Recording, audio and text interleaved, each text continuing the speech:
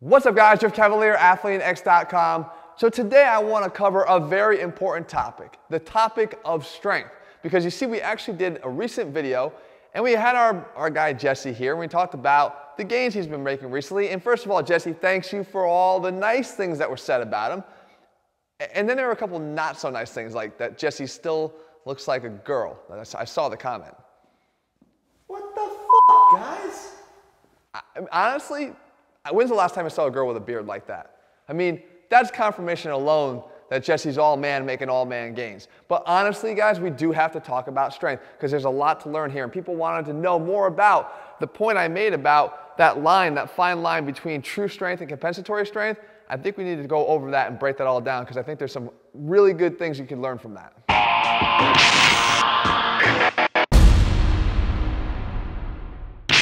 Okay, so let's start this all out by, I think, first defining what strength is. And the classic definition of strength is basically your ability to generate force against some sort of an external load or resistance, right? That's pretty much what it is. But the issue with that definition, and why I think we need to take it a little step further, is that that doesn't necessarily rule out or take out of the equation this idea of compensatory strength. Meaning, what compensations are you making to produce that force?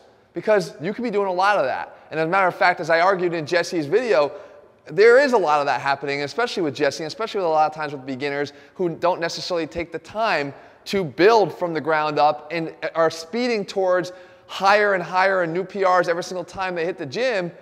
They're not necessarily taking the time to develop what they need to. So the idea here as a trainer for athletes is I have to be extremely concerned about differentiating between true strength and compensatory strength.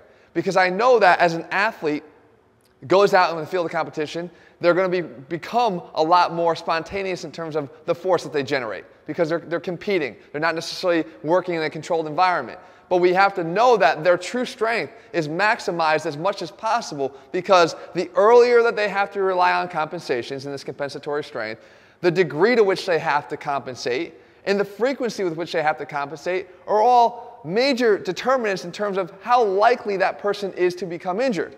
Because if they have to do this more often, more frequently, or to a greater degree, then their likelihood of injuring themselves by making these compensations is higher. And we don't want to see that. We can't afford to see that. We need to make sure that we're seeing this true strength get as maximized as possible. And that demands that we become a little bit more alert to the small compensations. Because what is the compensation here? Guys, it's not obvious stuff. We're not talking about swinging a barbell back on a curl like this, or looking like an angry cat when you're deadlifting. That's just called piss poor form. We're not talking about that. When we talk about compensation, realizing, especially when it comes to athletes, that athletes are masters of compensation.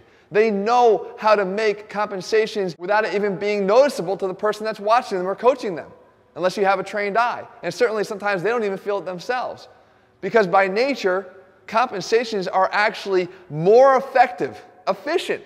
The reason why you compensate is because you're doing a more efficient movement pattern, and you're making that lift become effective when it shouldn't be, because you don't have the strength in the first place to actually execute it. So we can't let that go. We can't just say, hey, train around it, you're gonna get better at it. That's not how it works. Once your body becomes efficient and finding this effective pattern, which is unwanted and pathologic really, then you have to figure out a way to intervene. It's like knowing the shortcut once you learn the short way home. You're never going to take the long way anymore unless you're trying to go for a scenic drive. There's no point. So we need to be able to intervene on that and decrease their reliability on their compensatory strength by increasing that focus on developing that true strength. So what are some real examples of it then? So if we're talking about a real example, I actually just had an athlete come in here, a high-performing athlete, who was having some issues with some hip pain on a deadlift. And to anybody that was watching them, matter of fact, this person was actually recording themselves doing the lift. To anybody watching, there was nothing necessarily that you could detect from their form. Everything looked great. The bar path was great. The loading of the hips was great. The positioning of the back throughout was great. Everything was great. But what I saw, again, I've been doing this a long time, guys, and I saw something very, very slight that I didn't even have confirmation of until we broke out force plates, was I thought that I saw a little bit of a tilting of the bar on the way up, indicating to me that there might have been a little bit of a weight shift. And the weight shift could come from a lot of different things. But as it turns out, it could come from potentially maybe a little bit of a hip impingement issue on that side and trying to get off of that hip a little bit as you get down deeper into the deadlift. Now, we break out the force plates, and what happens? As they're coming up, they're about 50-50 on the way down. The minute they start to come out of the hole, out of the bottom of the deadlift, and they come up, I see this shift to about a 55-45, which is enormous. And that's one that may not come back and bite them on that individual rep, but you do that day after day, session after session, workout after workout, that is going to become a problem. And that is not something that's just going to disappear. That is going to be ingrained, and strengths will be developed around that compensatory strength. And we can't allow that to happen. Now, you apply that to a squat, it gets even more problematic. Because in the bottom of a squat, you may not see it. You may not. But you can probably feel sometimes when somebody makes a slight shift. They're down in the hole. They're going to kind of come out of it, and they make a slight shift away. Now, why do we do that? It could be for a whole host of reasons. It could be because of the actual anatomy of your hip and how it's shaped. That could be one thing, but you're not changing that no matter what weight you're lifting.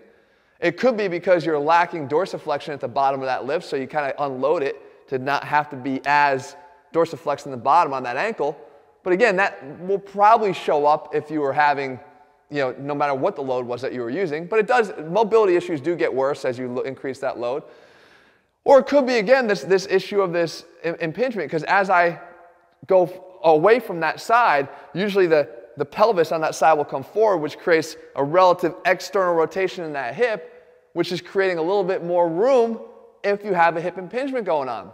So as the load becomes bigger, I find that I might be doing that more often, or maybe it's just a quad weakness. And when I finally get to the bottom there, my right leg's not as strong as my left leg, so I try to rely on the left leg a little bit more and I shift off of it.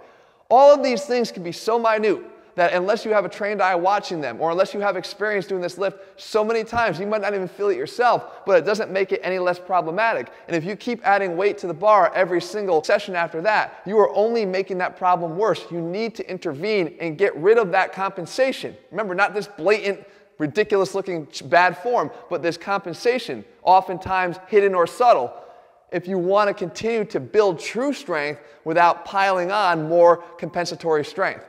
And another example I'll give you we're actually at winter meetings, MLB winter meetings, and they actually had a machine that was testing Nordic hamstring, your hamstring strength on a Nordic hamstring raise, right, where you kind of hook your legs underneath, almost like a glute ham raise. And you lower your body down and then pull yourself back up. One of my colleagues that was actually there with me, the difference in strength between his two hamstrings in initiating the pull to get your torso back up to vertical was ridiculous, off by about 40%.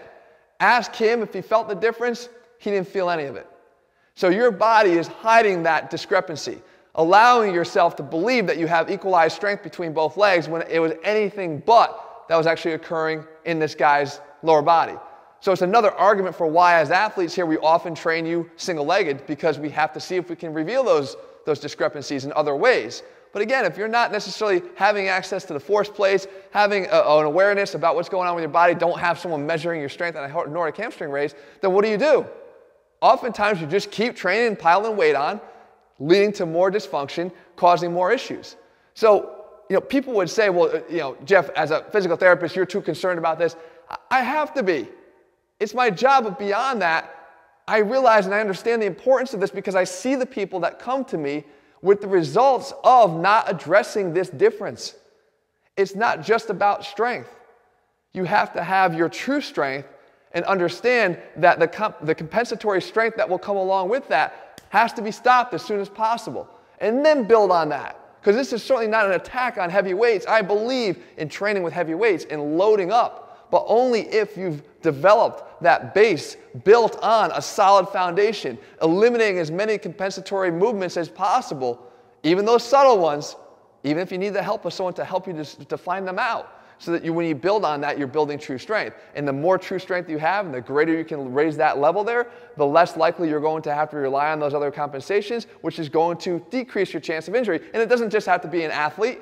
It can be anybody that's in the gym that's ever had issues. Ask yourself when you're making these compensations, have you ever blown out your back doing squats or had back problems or back pain after doing squats? I can tell you this, if you're unfortunate enough to the point where you had to go in and actually have it repaired, it may not even be fixed. Because a lot of times the nerve damage that's left over from those injuries will stay with you for the rest of your life. Same thing with bad knees. You do this for a longer period of time, you wear down the cartilage, you develop osteoarthritis in your knees. That ain't going away. It's not changing. So it's incredibly important to intervene now. And the reason why we take a guy like Jesse, who's 24, by the way, 24 years old, if we can intervene now and build a baseline, even if it takes us a little bit longer than what people might want to do or feel like they need to invest that time in the beginning, they'd rather jump right into those heavy weights. Look at how much time he's got for the rest of his lifting life now to hopefully be building true strength on a solid foundation. Hopefully a long time, right? It's not a short game, guys. This is never a sprint. This is for the long term. So if you go back to what the approach was that we're using with Jesse, you want to focus on your bigger lifts. Of course you do. He always bench presses, he rows, he squats, he deadlifts, he presses overhead. But we're trying to do it where we're minimizing the obsession and the urge to pile weights on first until we've realized that we've addressed all these things, because he came to me with lots of compensations, guys. And again, maybe I become a little bit over analytical of them because this is what I'm trained to do, but I don't think that belies the fact that they still need to be addressed, identified, and eliminated. So that's the big difference, guys, between when we talk about what true strength is. And what I want you guys to realize on this channel is we want strength. Strength is a prerequisite for anybody, not just athletes, but for anybody trying to function better. But there's a big difference, and we have to delineate between true strength and compensatory strength, and we have to start becoming more aware of that. And if we become more aware of that, then we can do something about it. Guys, in our Athlean-X training programs, I do that all the time. Again, I can't separate the physical therapist from the strength coach. Because it all matters. It all comes together in the end. We put that in all of our programs. We said we put the science back in strength. That's what we do in all of our programs. If you're interested in training with them, you can find them over at athleanx.com. In the meantime, if you found this video helpful, if it's a little bit of an eye-opener, leave your comments and thumbs up below. Let me know what you want to cover, and I'll do my best to do that for you in the days and weeks ahead. All right, guys, see you soon.